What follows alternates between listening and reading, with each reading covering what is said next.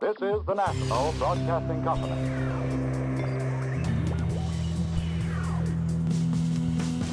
Hey everybody, I'm Gotti, and tonight on Signal, the Senate has subpoenaed Michael Cohen, the president's former personal attorney. Plus, tens of thousands of Venezuelans are in the streets protesting their government. And the rapper turned activist Meek Mill sits down with us on prison reform. But first, after 34 days, the government may finally reopen as a compromise bill could emerge from the Senate. Peter Alexander is joining us live from the White House to fill us in.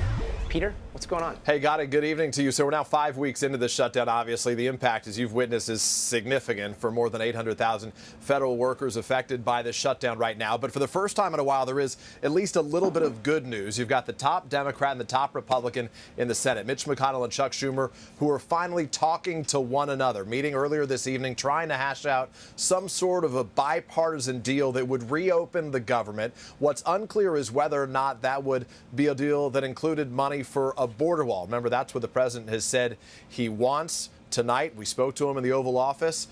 We spoke to him in the West Wing. He said that he wants a down payment on that wall, but he expressed an openness, which is significant, an openness to sort of consider whatever deal they came up with at this point. We also heard from Nancy Pelosi today. She said that if there's any money for a new wall, that would not be considered a reasonable deal. The reason we got to this place, the reason there's this new urgency for a compromise is because a pair of Senate bills today, one, the president's, another, the Democrats, both failed in the Senate, which created this sense that something has to break here. The backdrop to all of this, of course, those federal workers who have been sidelined by this, many of them unpaid for their work, others simply furloughed. And the White House was under fire again today. One of the president's cabinet secretaries, Wilbur Ross, for basically saying he didn't understand why so many of these federal workers were going to food banks and homeless shelters to get food. He suggested they should be taking out loans from banks. He would later walk that back, as would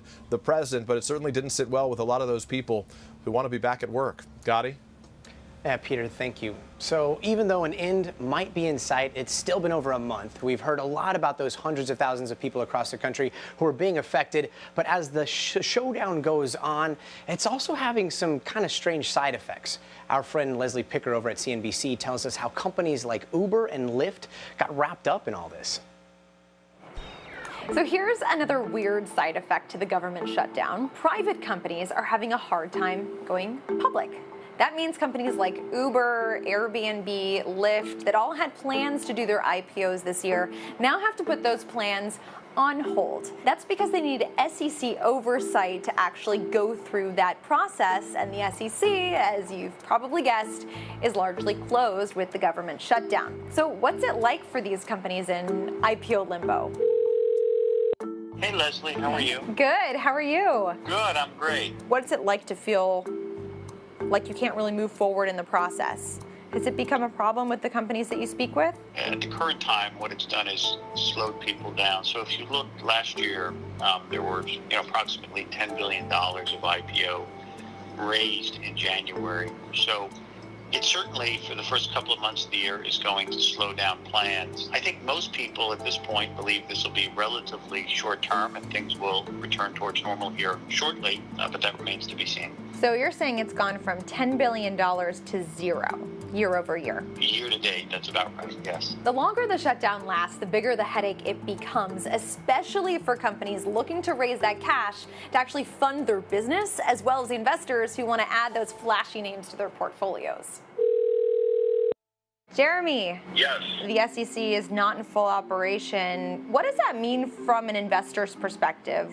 For us, when we go into the late-stage private ecosystem, the intent is to invest privately, participate in the IPO, and then invest when they're a publicly traded company thereafter. And so the duration from time of investment when they're private until when the IPO is a pretty important factor or input in our analysis. I think if it goes for another month or two, we'll probably have limited impact. And after that, I think it starts to become somewhat of an issue. What you can do about it, I don't know. What does it mean in terms of kind of market conditions as well? The inventory was coming, and it was long-awaited inventory coming in 2019, and the investor appetite was there.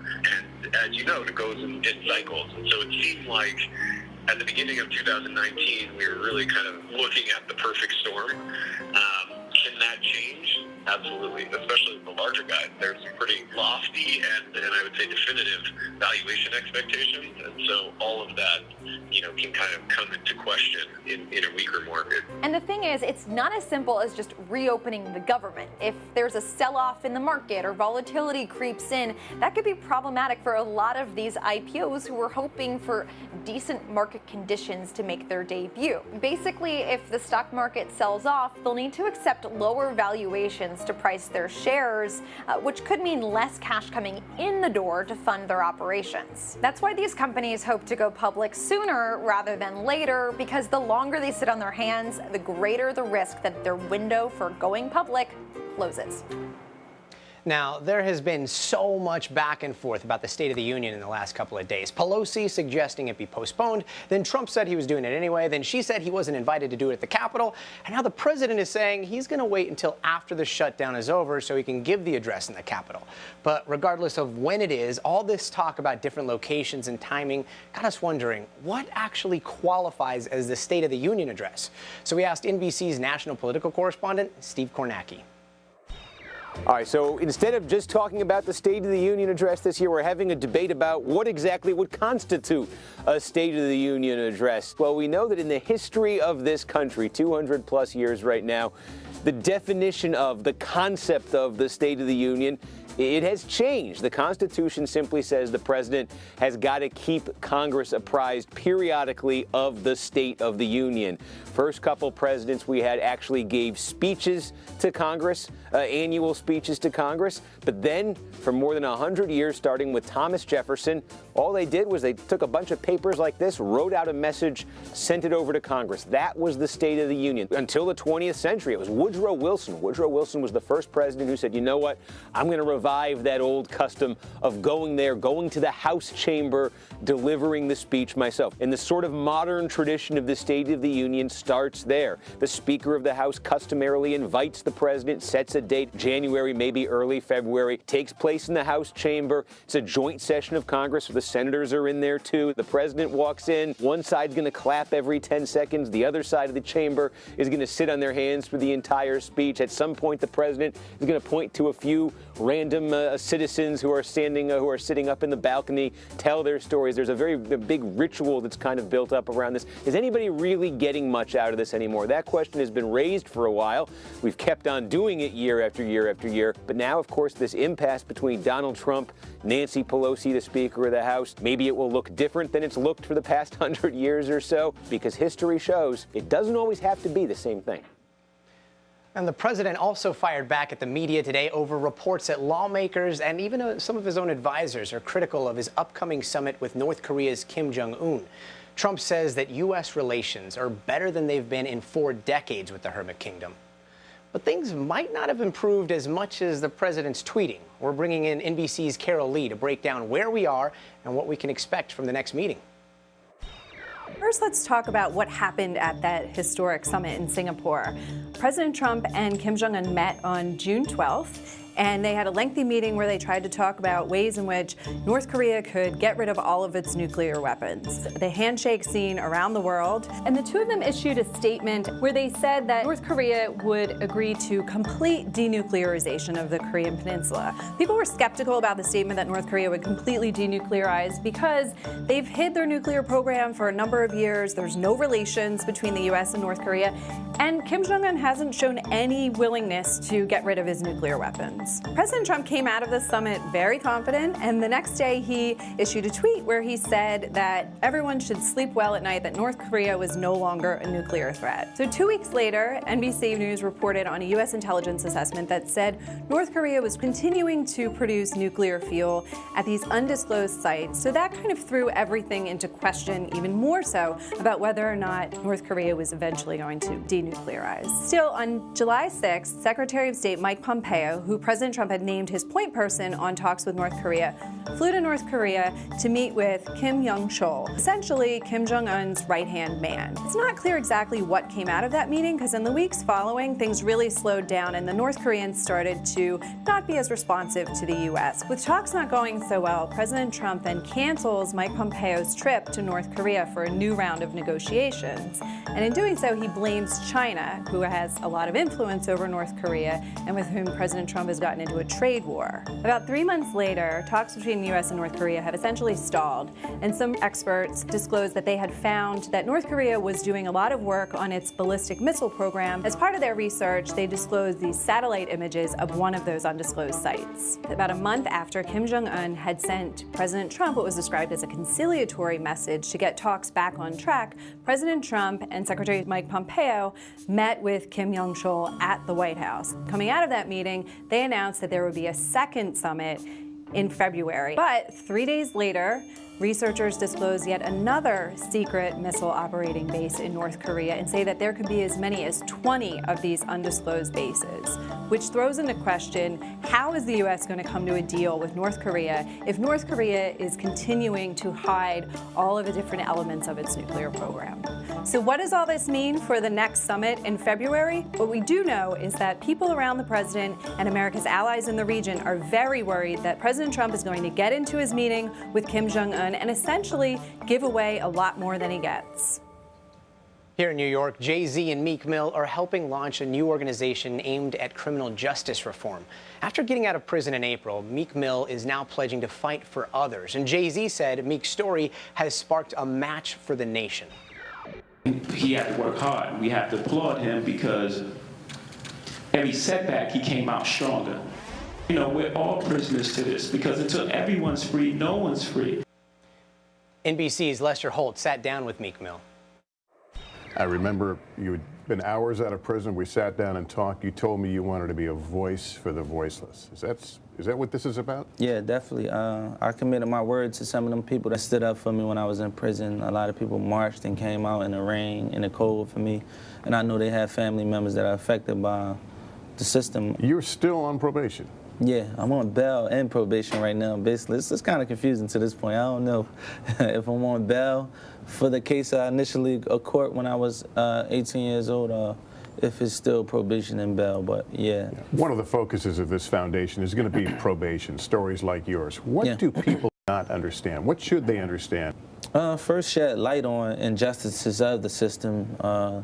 Actually kick in effect and really does real damage to help fix the system. I say this is not us going against the system. This is us trying to fix the system for society because these problems affect America. They affect families. And, you know, I hope we bring real change and help fix the problem where we have people, millions of people sitting in prison actually for not even committing crime. I got pulled over yesterday. This is the first time I actually got pulled over out of probably 100 times and not fair for my freedom, you know what I'm saying? And it felt good to be pulled over and not yanked out the car and put on the ground and placed in handcuffs just under suspicion because you have on a hoodie or you look the same color as me. And that's why I dressed today. I wore suits a lot this week.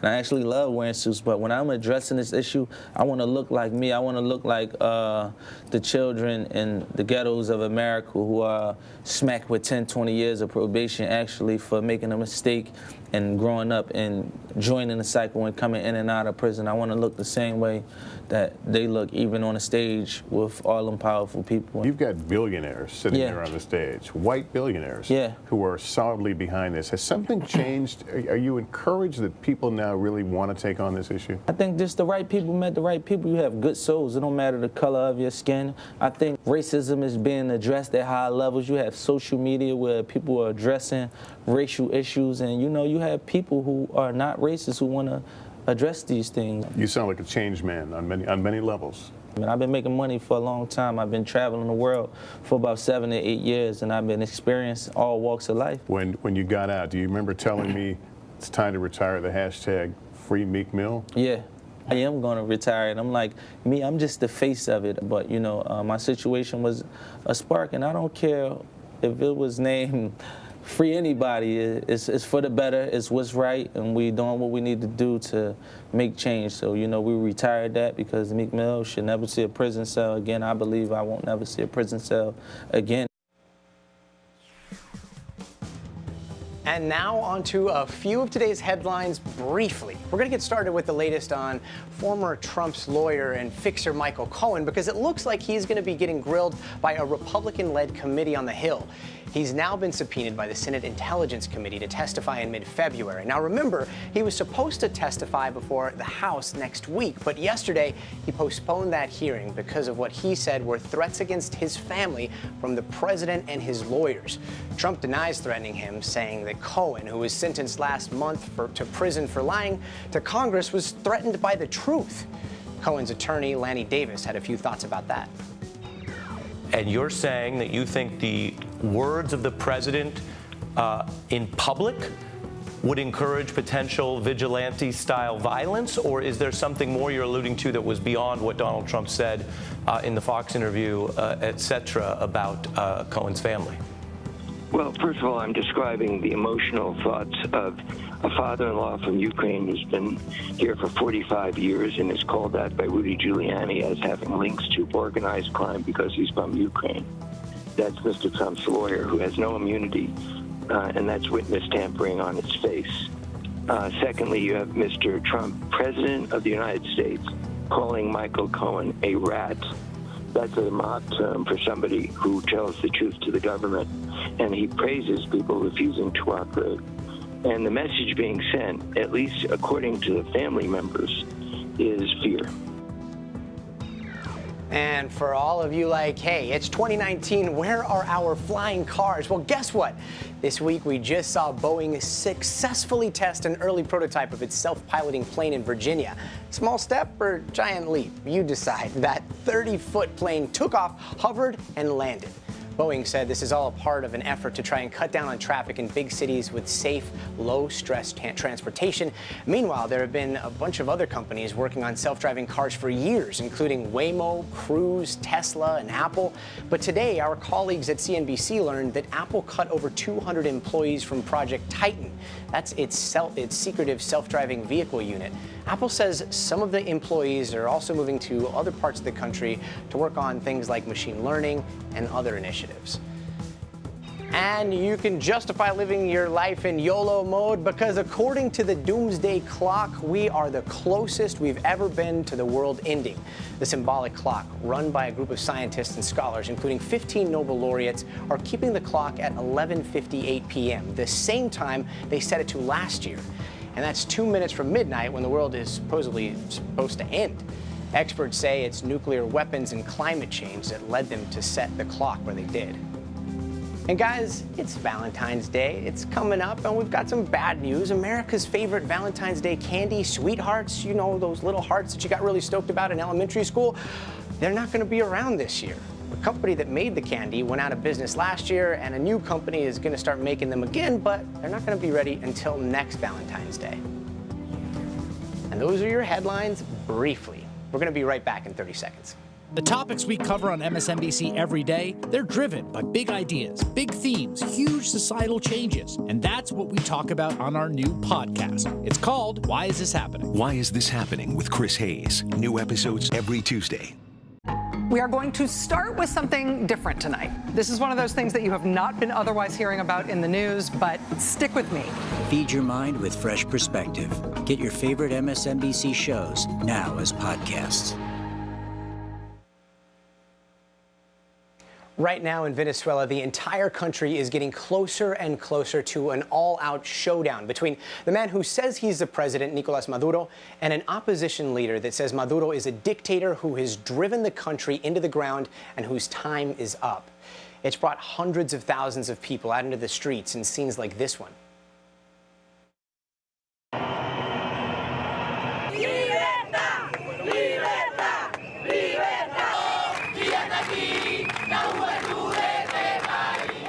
And there are reports that at least a dozen people were killed in clashes with Maduro's forces yesterday.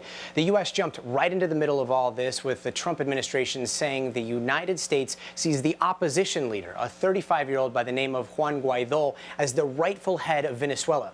Vice President Pence saying this. The United States supports the courageous decision by Juan Guaidó, the President of your National Assembly, to assert that body's constitutional powers, declare Maduro a usurper, and call for the establishment of a transitional government. Now, to bring you up to speed, Venezuela is in shambles. Their economy is so bad that they're looking at inflation rates not of 10% or 100%, but over 1,000,000%. Just to give us a sense of what that looks like, we talked to journalist Emiliana Duarte, who's in Venezuela's capital today. Bills are worthless. I mean, it's not uncommon to walk down the street in Venezuela and just see like banknotes in trash cans or just thrown about because they're worth less than the paper they're printed on. And that means people have been struggling to get food, medicine, millions have fled the country. And it was in the middle of all of that that President Nicolas Maduro held what many consider a sham election and had his party swear him in as the winner. But then yesterday, a huge moment in the streets when Guaidó, surrounded by crowds, declared he was the acting president of Venezuela. Yesterday's protest was game-changing in that it was so massive and the ambiance was so just of joy and hope and it was just huge. Like we'd never seen this amount of people descend on not just Caracas but several cities throughout Venezuela. So what does it mean that the U.S. is supporting the opposition leader when the president is still claiming that he's in charge, especially with President Trump's whole America First thing? Because so far that's only meant pulling out of other parts of the world. Administration officials told reporters on a conference call that all options are on the table. Are you considering a military option for Venezuela? We're not considering anything, but all options are on the table. Does that mean you're considering those? We're just, all options, always, all options are on the table. We asked Washington Post national security reporter John Hudson, who's been covering Venezuela. The president, of course, does seem to hone in on the fact that Venezuela has the world's largest oil reserves. In Syria, he has said Syria is nothing but sand and death. Venezuela obviously does have a lot of economic potential. Is that what makes Venezuela a different test case? It's unclear, but that's what a lot of people have hypothesized. Maduro's response to all this has been to blame Washington for what he calls a political coup, and he's trying to kick out the American diplomats in Venezuela, telling them yesterday they had 72 hours to leave. Here's where it gets a little bit tense. The State Department just said it's bringing the diplomats' family members and non-emergency staff back to the United States, but says Maduro can't kick out the diplomats themselves because he's not the president anymore. So the diplomats are staying, guarded by a small number of Marines. And meanwhile, Maduro is still living in the presidential palace, still has control of the military, which he's used to put down challengers to his power in the past.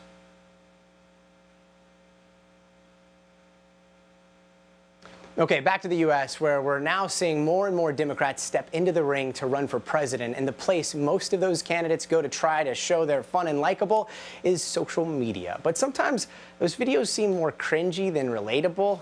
Alex Wall used to run social media for Barack Obama and Hillary Clinton. He talked to Signal's Simone Boyce about why it's so important to come off as authentic. Given how quickly these social media dynamics change within the executive branch and really just within our government overall, what are some of the trends that you're seeing thus far with candidates who have announced they're going to be running in 2020? Yeah, so I think, several candidates out of the gate are trying interesting things. Some will work, some won't. I think we're so far past the point where like one gaffe or one mistake will blow up someone's candidacy, and so getting people to push the envelope more, I think people will be willing to take more risks than they have in the past. All right, I'm going to throw out a couple of social media examples, and you just give me your quick reaction. Sound good? Sure. Hey, it's Kamala Harris, and this is my mood mix. It's shining, and the red. Well done. Interesting tactic for her. Could have been a little polished. So I'm here at the dentist, and authentic to how he ran his Senate campaign and used Facebook Live. A little off-putting in terms of substance. I think he overdid it a little bit there. A bit of oversharing. Yeah, a little too much. Hold on a sec. I'm gonna get me a beer. Enjoy your beer? Adorably grandmotherly. Could have been a little awkward, but also I kind of love it. So then the big question is, now what? Alexandria Ocasio-Cortez is leagues behind the president in terms of the number of interactions that she gets on Twitter, but still, she's far surpassed her Democratic colleagues in that sense. Why do you think that is? I think authenticity plays a big part in it.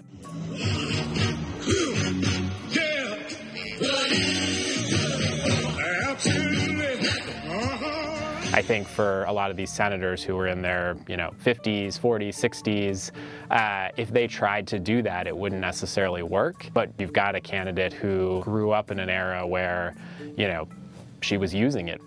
So I feel like President Trump has kind of opened this Pandora's box. Is our next president going to be a social media president? We are now at a point in social media, both for candidates and for the presidency, where candidates have to meet people where they are, and that's on social. And now I think we're at a point where the candidates really need to be hands-on and building social into a core piece of their full digital communication strategy. Alex, thank you so much. Thanks so much. Great to be here. And that is our show for tonight. Thank you so much for watching, and we'll see you next week.